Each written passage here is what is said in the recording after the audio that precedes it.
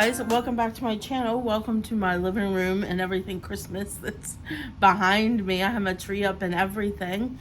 But here I have this huge tote bag from Disney, and it is filled with my December and January. I added January. It was just going to be December TBR.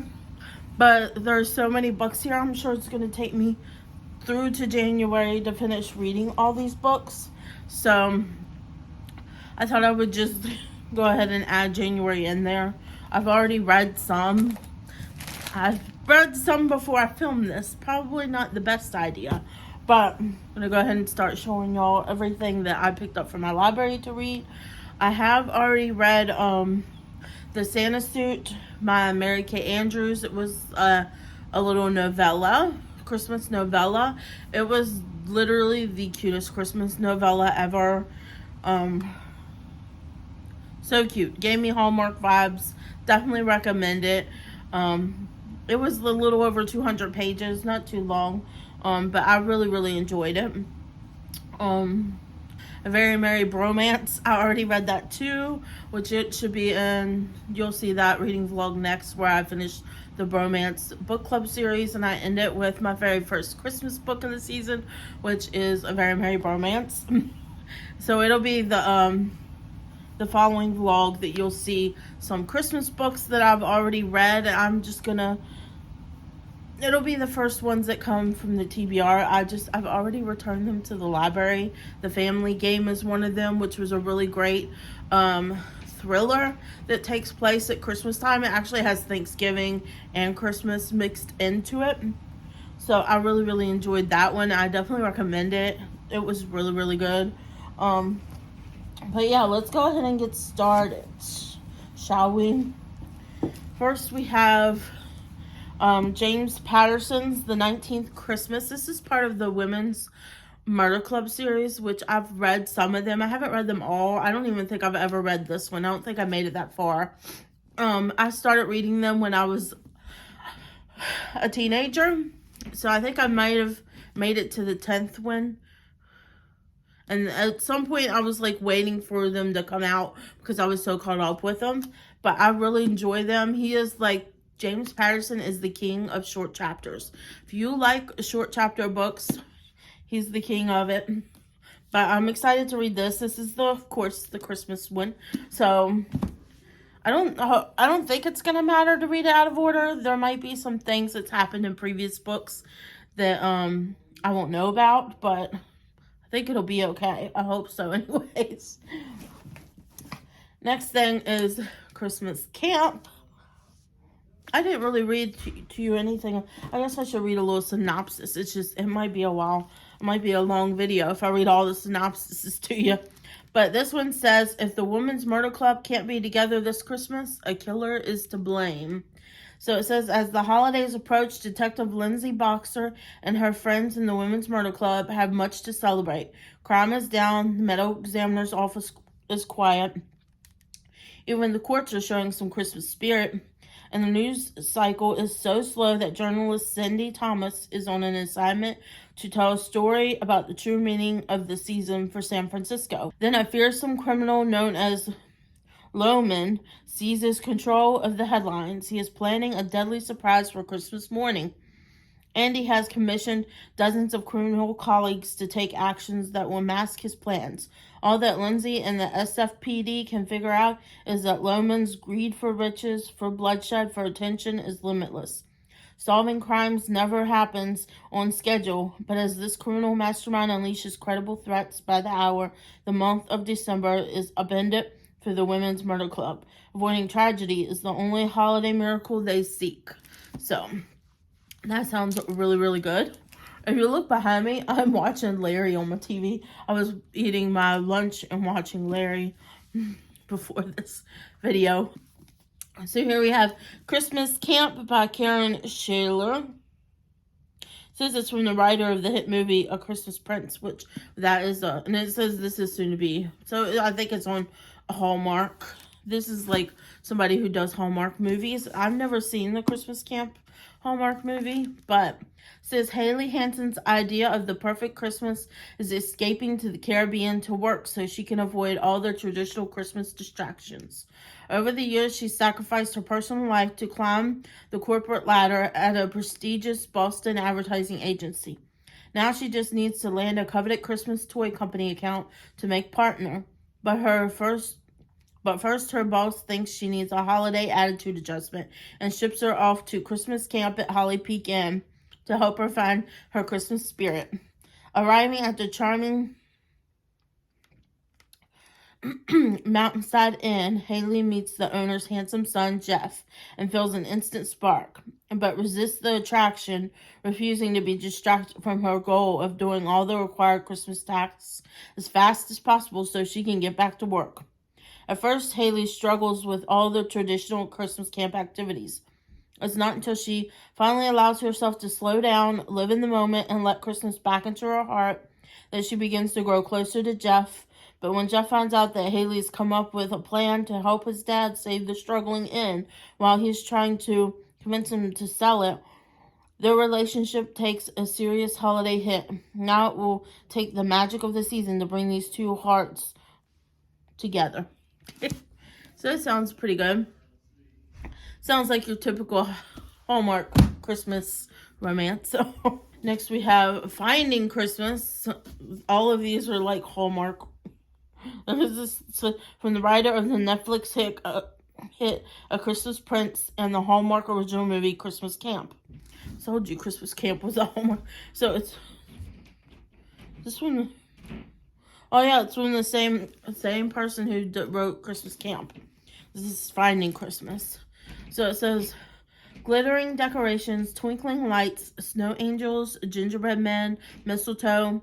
This year, Emmy can't wait to share her favorite Christmas traditions with her boyfriend Grant. So when his hectic work schedule has him more bah humbug than ho ho ho, Emmy creates a holiday-themed scavenger hunt to help him find his Christmas spirit.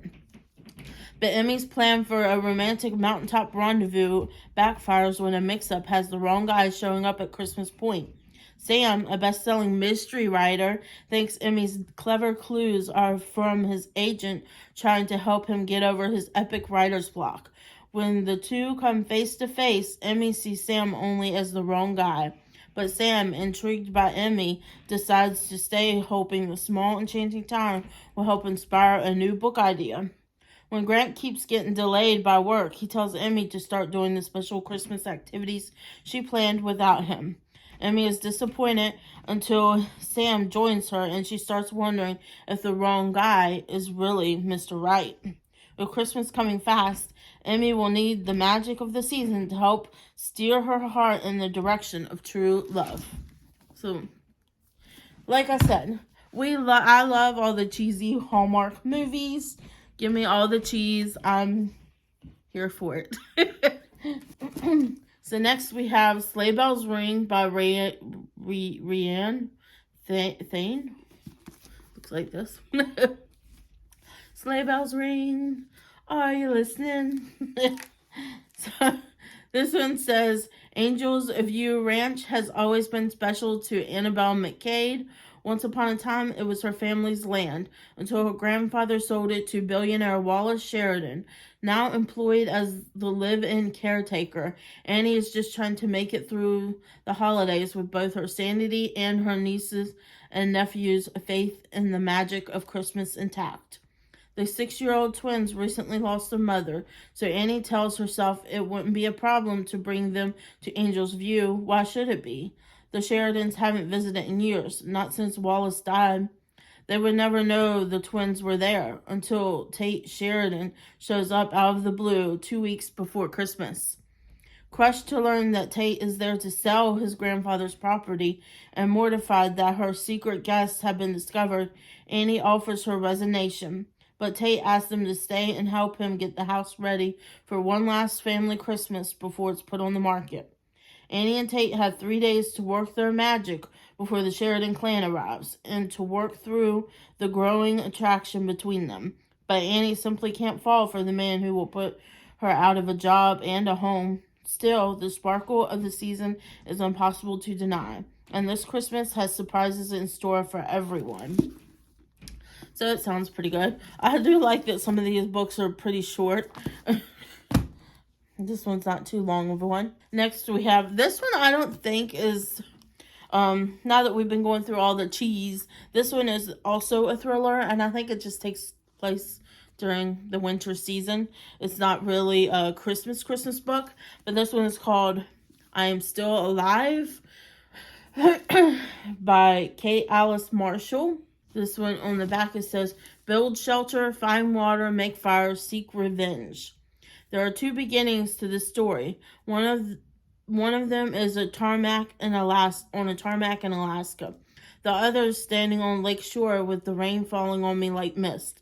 The cabin's timbers smoldering, stolen and red. I'll tell you both stories, what happened before my father died and what happened after. And when I'm done, or when I'm too weak to write anymore, I'll leave this notebook where the cabin was. If someone comes looking for me, maybe they'll find it. So if you're reading this, I'm probably dead. But for a while, I survived. My name is Jess Cooper, and I am still alive. Doesn't that sound good? So this sounds pretty good. It takes place in Alaska. So I thought, ooh, cold winter, and it sounds like a thriller, maybe. Somebody trying to survive. I guess they get stranded in the Alaska and they're trying to survive in the cold. So it sounds pretty good. It does have like a little synopsis in here. It says, but after Jess is alone, her cabin has burned to the ground. She knows if she doesn't act fast, the cold will kill her before she has time to worry about food. But she is still alive for now. Before, Jess hadn't seen her survivalist off the grid dad in over a decade, but she was still healing from the car crash that killed her mother when she had to move to his cabin in the remote Canadian wilderness. Just as Jess was beginning to get to know him, a secret from his past paid them a visit, leaving her father dead and Jess stranded. I'm assuming after his death, says with only her father's dog for company, Jess must forage and hunt for food, build shelter, and keep herself warm. Some days it feels like the wild is out to destroy her, but she's stronger than she ever imagined. Jess will survive. She has to. She knows who killed her father, and she wants revenge. Doesn't that sound good? I'm glad that I picked up some like thrillers and everything in between, because as much as I love a good Hallmark cheesy book, I feel like I'm gonna need like some thrillers and stuff like that to like break it up. And I have like a couple more.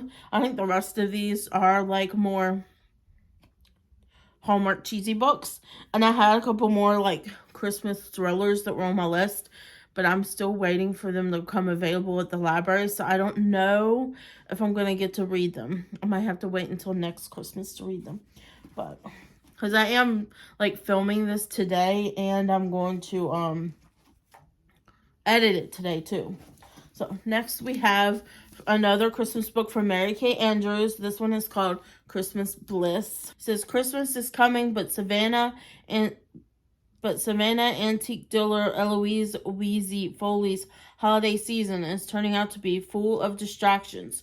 Her wedding to her longtime love, Daniel Stepanek, is fast approaching, and he's away working as the guest chef at a New York restaurant, while she's trying to temper the extravagant tastes of her good friends turned wedding planners, Cookie and Manny. Meanwhile, her best friend and maid of honor, BB Loudermilk, some interesting names here, is due to give birth any day, and is still adamantly refusing to marry her live-in love, Harry, for reasons known only to BB.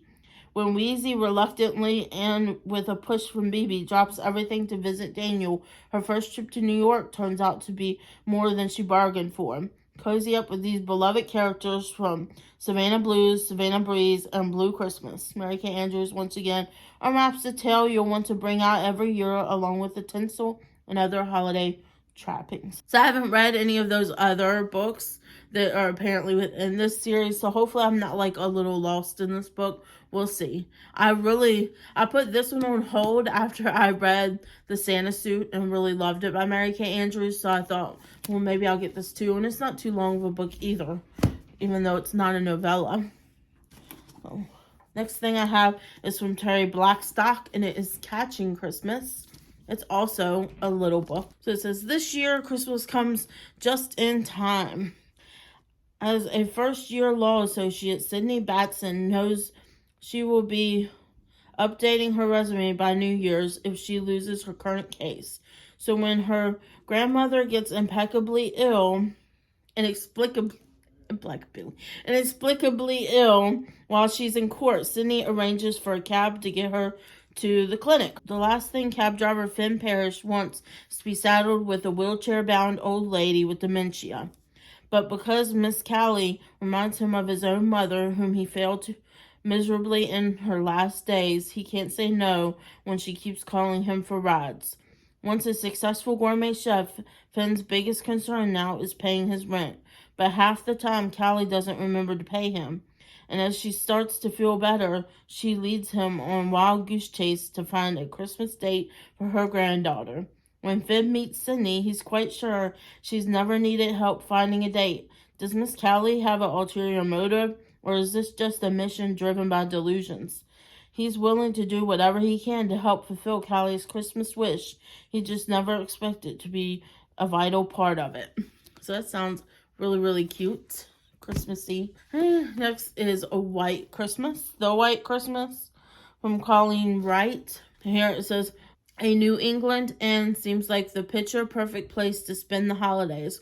But when a snowstorm shuts the roads and keeps the guests inside, they find themselves worrying that this Christmas may not be exactly what they dreamed. Molly just needs to keep her head down and finish her latest book. But her writer's block is crippling. The arrival of Marcus, a handsome widower, which with 2 young girls, is exactly the distraction she doesn't need. Hannah had planned a picturesque winter wedding, but as the storm hits, her plans come crashing down. Just when she thinks she'll never love again, her childhood friend Luke comes to check on his grandmother before the storm. Could there be romance in the future after all? Jenny and Tim don't know how they're going to keep their inn open another year, or how to bridge the distance between them and their marriage. With a flurry of unexpected guests, they'll have to work together to keep their little inn afloat. But will it be enough to rekindle their relationship? As the characters' stories intertwine, they start to find hope where they thought it had been lost. Though this is definitely not the Christmas any of them imagined, with faith and a little bit of holiday magic, they all might just find this the most wonderful Christmas ever. So that one sounds pretty good too. Next we have here 8 Perfect Hours by Leah Lewis. And this one is pretty big writing. This one says, on a snowy evening in January, 30-something Noelle Butterby, what kind of name is that, is on her way back from an event at her old college when a disaster strikes. With a blizzard closing off roads, she finds herself stranded alone in her car without food, drink, or even worse, a working charger for her phone.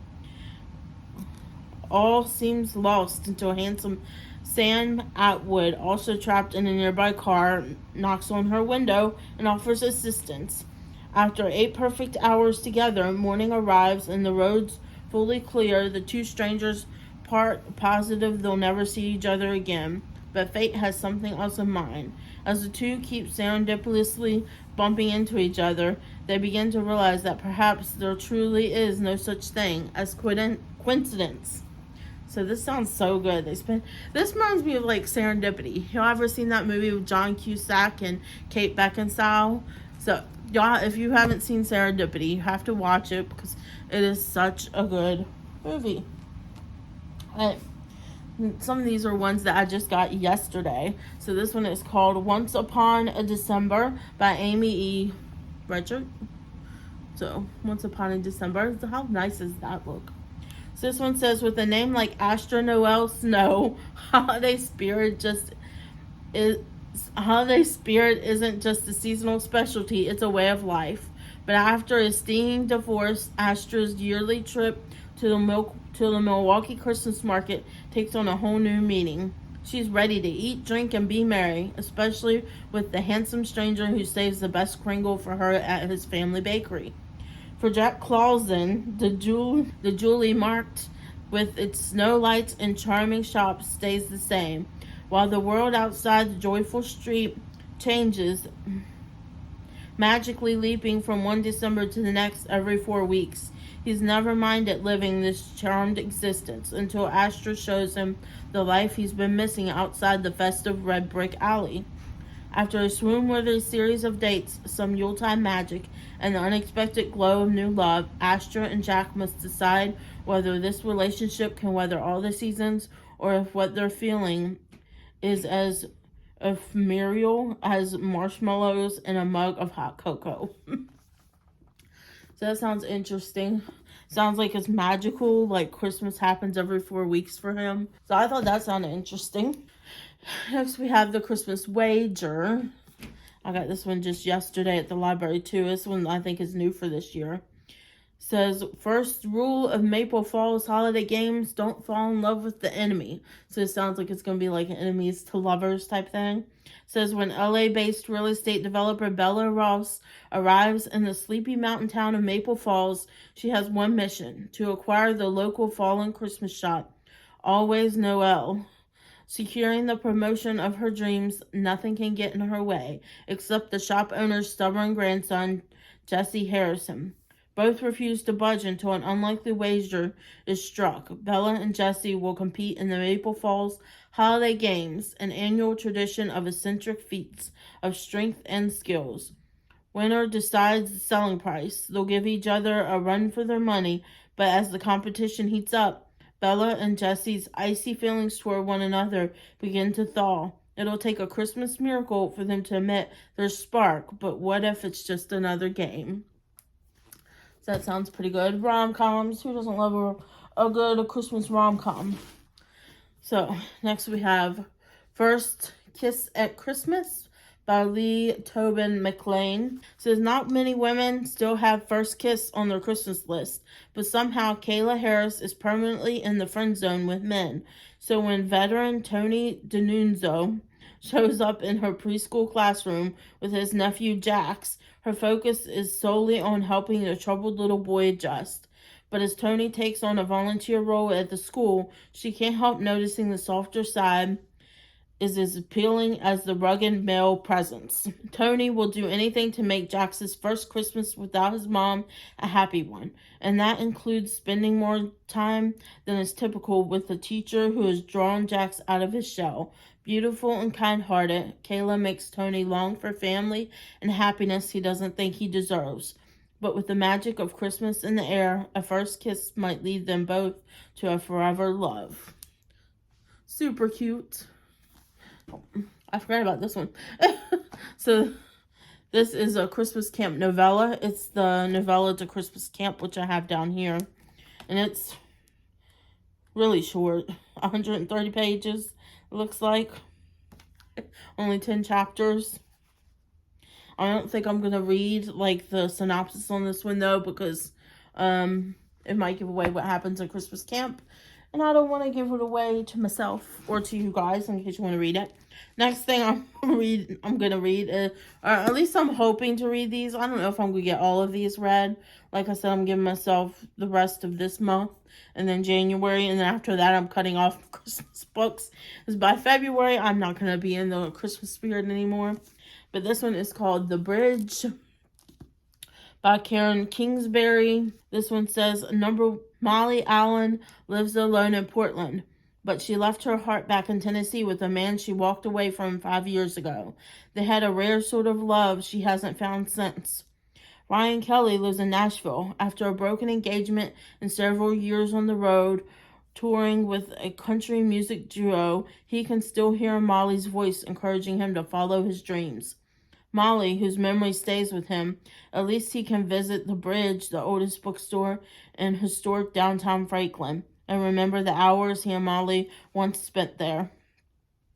For 30 years, Charlie and Donna Barton have run the bridge, providing the people of Middle Tennessee with coffee, conversation, and shelves of good books. Even though dismal book sales and the rise of digital books, then in May, the 100-year flood swept through Franklin and destroyed nearly every book in the store. Now the bank is pulling the lease on the bridge. Despondent and without answers, Charlie considers the unthinkable. Then tragedy strikes, and suddenly everything changes. In the face of desperate brokenness and lost opportunities, could the miracle of a second chance actually unfold? The Bridge is a love story set against the struggle of an American bookstore. A love story it will never forget. So that sounds good.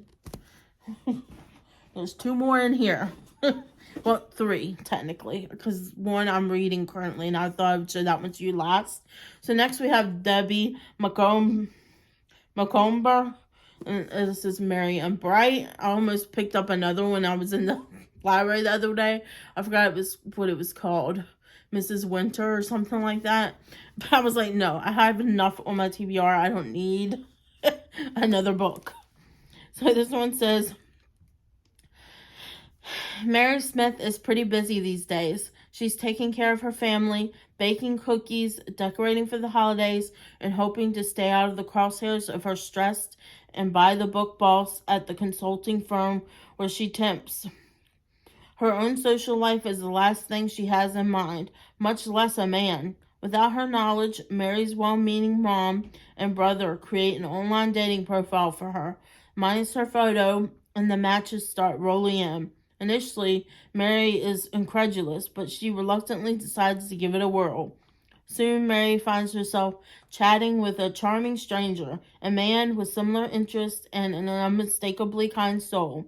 Their online exchanges become the brightest part of her day. But meeting face to face is altogether different, and her special friend is the last person Mary expects or desires. Still, sometimes hearts can see what our eyes cannot. And the satisfying seasonal tale, unanticipated love, is only a click away. So that sounds really good. And the last one I have in my bag here is going to be my first cozy mystery. So this one is A Cup of Holiday Fear by Ellie Alexander. And it says they're in for a killer Christmas. How cute is that? I just love the little mug here with the skull and crossbones on it. It makes me think that maybe it's a peppermint mocha with some cookies. And it just looks so interesting. I've never read a cozy mystery before. So this is going to be a first ever cozy mystery that I've read. So hopefully we'll find out if I like it. I know a lot of people read Finley Donovan is Killing It. It's a lot of people's favorite cozy mystery. And I want to read it too. But I thought I would go with something a little more traditional. These tiny books that look like a 90s. Well, you know what your mom read in the 90s? These little romance novels, and they were really tiny books. That's what these remind me of, these cozy mysteries. But this one says, Ashland, Oregon looks as pretty as a postcard this holiday season. The halls are decked, stockings hung, and the eyes are all aglow, mostly thanks to the buttered rum. Jules Capshaw and her staff at Tort are busier than ever. Still, even the town's most in-demand bakers need to take a break. So Jules invites everyone to celebrate at the local Winchester Inn's Dickens Feast, a 6-course extravaganza with Yorkshire pudding, Christmas goose, and all the trimmings. But as the weather outside becomes frightful, things inside turn less delightful. When one of the guests ends up as dead as Scrooge's doornail, now it's up to Jules and her helpers to make a list of suspects and check it twice to try to find out who's naughty, who's nice, and who's guilty of murder. That just sounds so good. It sounds like Clue, but Christmas time. Clue, but make it Christmas. So I'm excited for this. This is going to be in the reading vlog you'll probably see next week. Because I'm reading it after I'm done with this next book that I'm about ready to show you. But yeah, how cool does that sound? You'll have to let me know if you read any cozy mysteries. And if you liked them. So on to my current read that I'm reading. And I'm on chapter 17. page 122. Wrapped with a View. This is new for this year too. This one I did not put on hold. This one I was going to pick up my holds, and I seen this on their Christmas little table that they had of their picks of Christmas books. I seen this one and I was like, the cover caught me right away, and I was like, this sounds like a good book. This looks like a good book just from the cover. So I picked it up. I was like, okay, we're going to take this one too. So this one says, as a successful film liaison, Alicia Rowe has her heart set on one thing, and one thing only, putting her hometown of Piney Peaks back on the map. So when she gets the chance to secure the long-hoped-for sequel to Sleigh Bells Under Starlight, a beloved holiday movie, she's willing to do whatever it takes to make sure everything goes smoothly. Unfortunately, that includes claiming to have already gotten permission to film at the historic Christmas house. Permission she was very much denied by the gorgeous new owner. City boy Wes Hollins is only back in Piney Peaks long enough to sell the house he inherited from his great aunt. The holidays have always been tough for Wes, and it's not any easier when he's distracted by memories of a Christmas long, long ago and the irresistible charm of neighbor Alicia. He has no plans to put down roots or fall in love, even if Alicia unravels his hesitation like a bad Christmas sweater. There's no question the two are opposites in every way. Wes is undeniably frosty. Alicia is brimming with warmth. He doesn't do commitment. She never runs from a challenge. But as the two get closer, they quickly realize that the growing spark between them may be just what the season calls for. This is so good so far. But I'm gonna leave it for my reading vlog because I am in the middle of my reading vlog for this one, and I have really been enjoying it. So that is the last of the books that I have here. I'm gonna try to attempt to pick up the stack and show you the whole stack because it's a lot of books. Too many.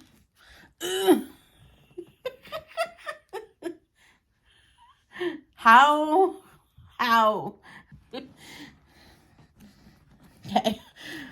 I had to pick up that whole stack just for thumbnail's sake. But I hope you guys enjoyed this video. You'll have to let me know if you're planning to read any of these books that I have on my list. If you've read any of these books, what you think of them. And I hope you guys enjoyed this video. I'm cutting it out right here because it's at 37 minutes now, and I feel like there's not going to be much that I cut out. So I'm just trying to wrap it up real quick. So I hope you guys enjoyed this video. Y'all have to let me know in the comments down below what is on your Christmas TBR for your Christmas reads this year. If you like this video, please give me a thumbs up down below. And if you're not yet subscribed, I would greatly appreciate it if you would consider subscribing to my channel. And next to the subscribe button is the bell. You can ring that to be notified of all my future uploads. And I hope you guys are having a great day, night, weekend, whenever it is you're watching this. And I'll see you guys next time. Bye, guys.